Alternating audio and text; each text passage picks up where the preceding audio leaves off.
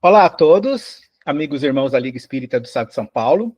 Que a paz do Mestre Jesus possa ser com todos nós, que sejamos gratos mais uma vez por essa santa oportunidade de estarmos aqui, ouvindo e aprendendo um pouco mais sobre as leis de Deus, ensinamento do nosso irmão maior Jesus Cristo. Sempre é uma alegria, uma gratidão muito grande poder estar aqui com todos vocês, conversando, aprendendo um pouco mais sobre os ensinamentos de Jesus. Então, dando continuidade às leituras e comentários que estamos fazendo da lição do livro Fonte Viva, essa semana os mentores separaram para nós a lição número 60, chamada Esmola, baseado numa própria passagem do Mestre Jesus, que está em Lucas, capítulo 11, versículo 41, onde o Mestre diz assim: dai antes esmola do que tiverdes. Então, como a gente sempre faz, vai fazer a leitura completa da lição, depois a gente faz alguns comentários sobre alguns trechos contidos nela. A lição, ela começa assim: a palavra do Senhor está sempre estruturada em luminosa beleza que não podemos perder de vista. No capítulo da esmola, a recomendação do mestre, dentro da narrativa de Lucas, merece apontamentos especiais. Dai antes esmola do que tiverdes. Dar o que temos é diferente de dar o que detemos. A caridade é sublime em todos os aspectos sobre os quais nos revela em circunstância alguma. Devemos esquecer a abnegação admirável daqueles que distribuem pão e agasalho, remédio e socorro para o corpo, aprendendo a solidariedade e ensinando-a. É justo, porém, salientar que a fortuna ou a autoridade são bens que detemos provisoriamente na marcha comum e que, nos fundamentos substanciais da vida, não nos pertencem. O dono de todo o poder e de toda a riqueza no universo é Deus, nosso Criador e Pai, que empresta recursos aos homens segundo os méritos e as necessidades de cada um. Não olvidemos, assim, as doações de nossa esfera íntima e perguntemos a nós mesmos: que temos de nós próprios para dar? Que espécie de emoções estamos comunicando aos outros? Que reações provocamos no próximo? Que distribuímos com os nossos companheiros de luta diária? Qual é o estoque dos nossos sentimentos? Que tipo de vibrações espalhamos? Para difundir a bondade, ninguém precisa cultivar riso estridente ou sorrisos baratos, mas para não darmos pedras de indiferença aos corações famintos de pão da fraternidade, é indispensável amealhar em nosso espírito as reservas de boa compreensão, emitindo o tesouro de amizade e entendimento que o Mestre nos confiou em serviço ao bem de quanto nos rodeiam perto ou longe. É sempre reduzida a caridade que alimenta o estômago, mas não esquece a ofensa, que não se dispõe a servir diretamente ou que não acende a luz para a ignorância. O aviso do instrutor divino nas anotações de Lucas significa: dai esmola de vossa vida íntima, ajudai-vos por vós mesmos, espalhai alegria e bom ânimo, oportunidade de crescimento e elevação com os nossos semelhantes, sede irmãos dedicados ao próximo, porque, em verdade, o amor que se irradia em bênçãos de felicidade, trabalho, paz e confiança é sempre a dádiva maior de todas. Essa lição, como o próprio título ele já nos inspira, né, a gente vai falar um pouco sobre a caridade. E todo lugar, principalmente casas espíritas, que a gente for, uma casa espírita que se preze, vai sempre falar de caridade. Não é à toa que tem aquela passagem lá de Paulo, quando ele fala, né? Fora da caridade não há salvação. Então, por aí a gente vê o quanto a caridade ela é importante. Mas por que ela é tão importante assim? Por que o Espiritismo bate tanto nessa tecla de caridade? É porque a caridade ela é o antídoto, é a vacina para o nosso principal mal, para o principal mal que emperra a nossa evolução, que é o nosso orgulho, o nosso egoísmo. A caridade, ela combate isso. Então, a gente, na lição, vai falar um pouco disso, e principalmente de como a gente deve fazer a nossa caridade. E é muito interessante a visão que Emmanuel nos traz, através desse ensinamento de Jesus, de que uma coisa que Jesus falou, que muitas vezes a gente pensa que tem um sentido e tem um outro sentido. Por isso é tão importante a gente sempre estudar o que realmente Jesus quis dizer, não apenas levar ao pé da letra, porque a sabedoria de Jesus é tão grande que em uma palavra, se a gente não analisar, se a gente não pensar direitinho naquilo que ele queria dizer, a gente pode interpretar, levar para um outro lado, diferente daquilo que realmente Jesus quis dizer. Então a lição ela começa assim: a palavra do Senhor está sempre estruturada em luminosa beleza que não podemos perder de vista. No capítulo da esmola, a recomendação do mestre, dentro da narrativa de Lucas, merece apontamentos especiais. Dai antes esmola do que tiverdes. Dar o que temos é diferente de dar o que detemos. A caridade sublime em todos os aspectos, sobre os quais nos revela em circunstâncias algumas, devemos esquecer a abnegação admirável daqueles que distribuem pão e agasalho, remédio e socorro para o corpo, aprendendo a solidariedade e ensinando-a.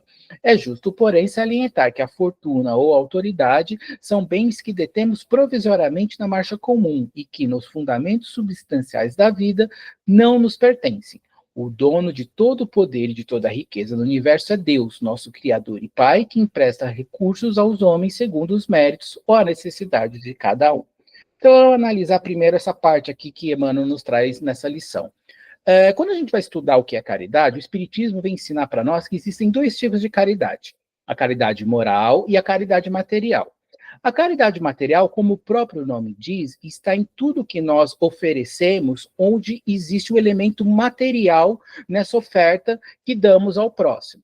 Então, quando a gente vai, por exemplo, fazer uma doação de uma pequena quantia de alguém que nos pede na rua, no semáforo, o agasalho que a gente doa para a pessoa, um cobertor, uma cesta básica, alimento, tudo que está, que envolve o material, está dentro dessa caridade material que o Espiritismo chama. E é importante dizer, como a própria lição fala, ela tem sim a sua importância. Por quê? Porque é através dessa caridade material que a gente começa a desenvolver essa outra caridade que o Espiritismo chama de moral. Para a gente chegar nessa caridade moral, a gente precisa passar por essa caridade material. Porque a matéria é o elemento que está ao nosso lado, que está à nossa volta. Então, é o que a gente entende, é o que a gente vê. Então, quando a gente dispõe de algo que vai ofertar, do qual o próximo vai ser útil a ele, a gente começa a entender o que é caridade. Mas, vejam bem, e aí entra o que eu chamo a atenção nessa lição, dessa interpretação de que Emmanuel nos traz na lição dessa passagem de Jesus, que é muito interessante aqui no parágrafo 3, quando ele fala assim: dai antes esmola do que tiverdes, foi o que Jesus disse. Aí Emmanuel comenta: dar o que temos é diferente de dar o que detemos. O que Emmanuel aqui está querendo dizer? Esse detemos é justamente, ele está falando sobre o que nós temos de material.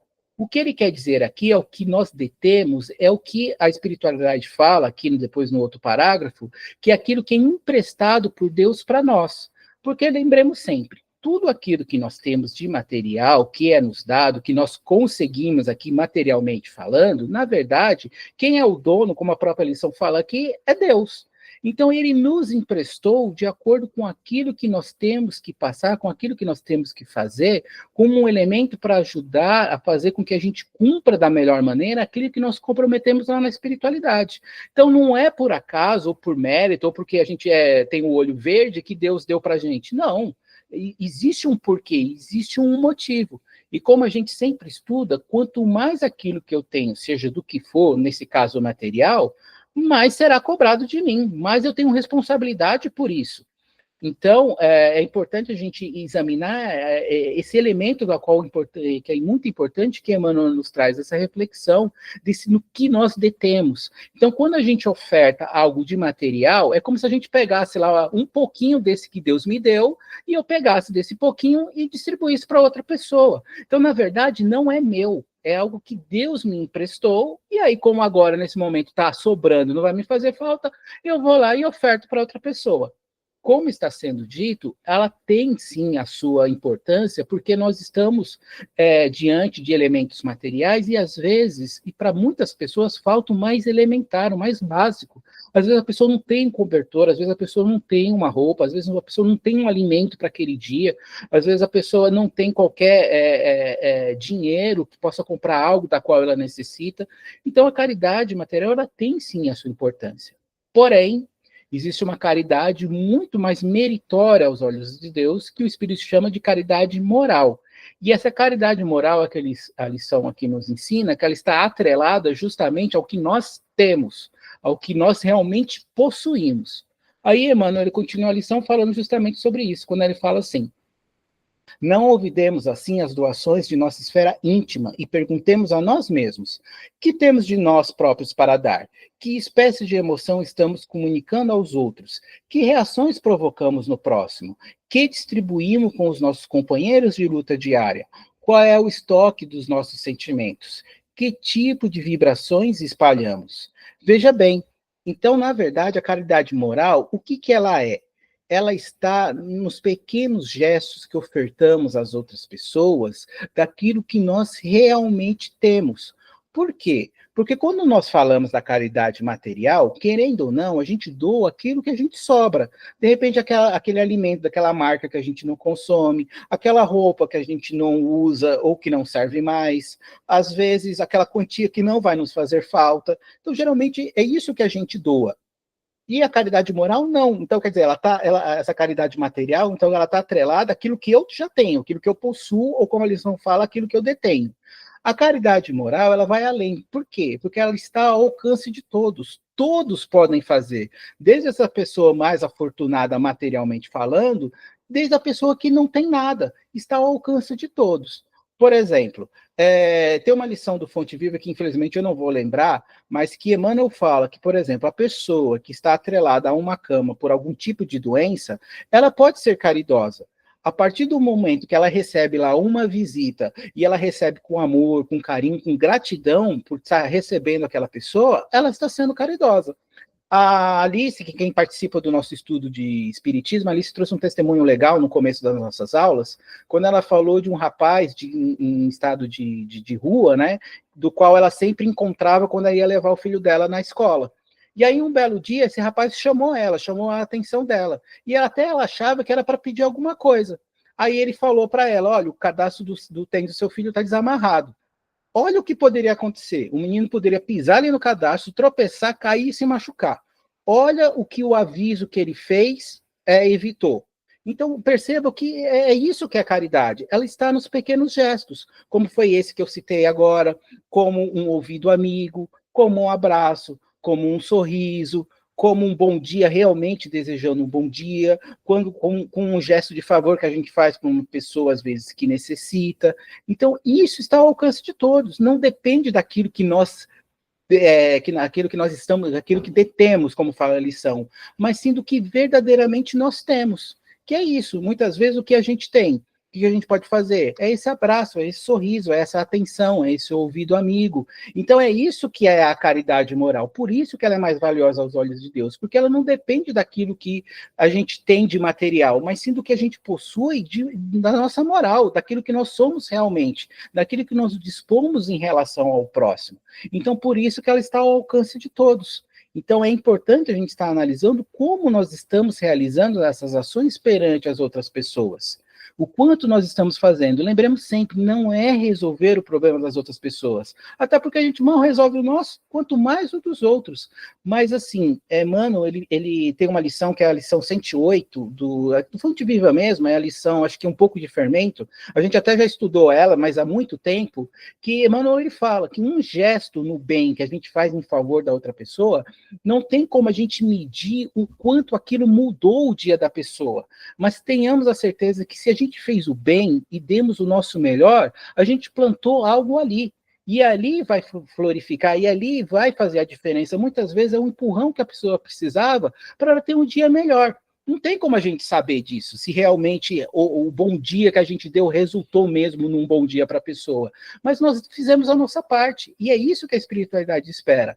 A cada gesto, a cada favor, a cada atitude que a gente tem em relação ao próximo.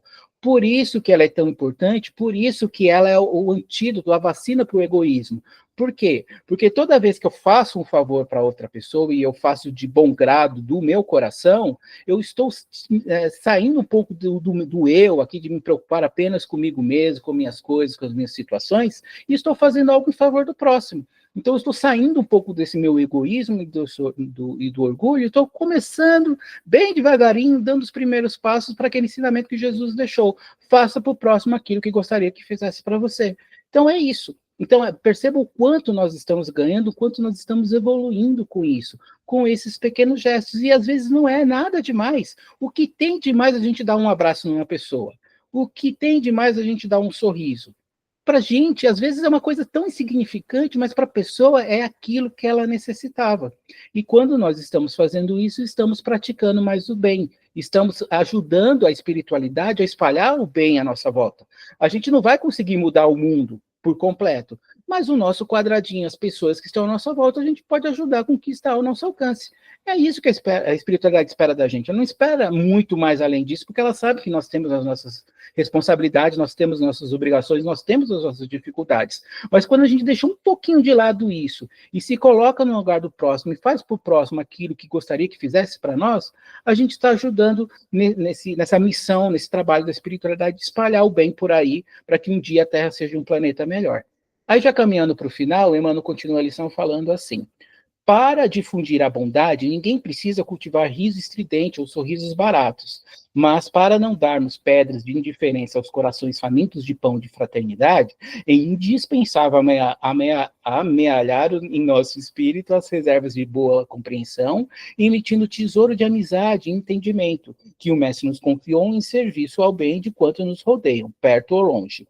É sempre reduzida a caridade que alimenta o estômago, mas não esqueça a ofensa, que não se dispõe a servir diretamente ou que não acende a luz para a ignorância. O aviso do instrutor divino nas anotações de Lucas significa: dai esmola de vossa vida íntima, ajudai por vós mesmos, espalhai alegria e bom ânimo, oportunidade de crescimento e elevação com os vossos semelhantes. Sede irmãos dedicados ao próximo, porque, em verdade, o amor que se irradia em bênçãos de felicidade, trabalho, paz e confiança é sempre a dádiva maior de todas. Então, para a gente fechar aqui a lição, o que fica, resumindo aqui o que Emmanuel está falando para nós, é fazer esses gestos de bem que está ao nosso alcance em relação ao próximo, principalmente sem esperar nada em troca. Até porque tudo aquilo que nós plantamos, mais cedo ou mais tarde a gente vai colher. Muitas vezes a gente faz esses atos no bem, ou essa nossa caridade, pensando no retorno que a gente vai ter. Como se a espiritualidade fosse balcão de negócio. Hoje eu estou dando isso aqui, amanhã eu quero tal coisa de retorno. E não é assim que as coisas funcionam. E até porque, se for assim, todo o nosso gesto de bondade, de caridade em relação a outra pessoa, vai por água abaixo. Todo o merecimento que a gente poderia ter perante a espiritualidade, perante Deus, a gente perde. Então, é fazer sem esperar nada em troca, é fazer de bom grado, fazer aquilo que está ao nosso alcance. E como foi dito, às vezes o que está ao nosso alcance, aos nossos olhos, ao nosso julgamento, é muito pouco, como um abraço, como um sorriso, como um gesto de favor em relação a outra pessoa. Mas como a gente está estudando, às vezes é aquilo que ela precisa.